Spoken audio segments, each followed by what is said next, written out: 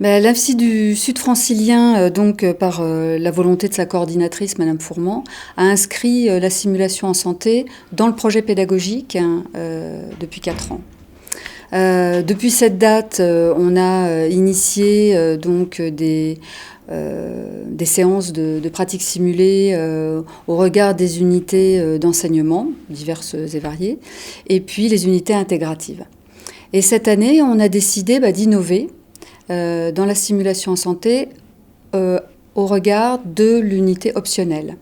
Donc nous avons proposé à 18 étudiants de participer à cette unité optionnelle on leur a proposé également 4 thématiques. Donc la transfusion sanguine, la chirurgie ambulatoire, donc la diabétologie et puis la chambre des erreurs. C'est vraiment innovant. Donc du coup, en tant qu'étudiante, ça me permet de tout au long de ma formation, de me rendre compte des compétences que j'ai pu acquérir, de les mettre en œuvre et surtout d'être dans une dynamique de non-jugement. Donc toutes les situations qu'on a pu rencontrer en simulation, donc ce sont des situations qui sont transférables en pratique infirmière au quotidien, qu'elles soient complexes ou un peu plus simples.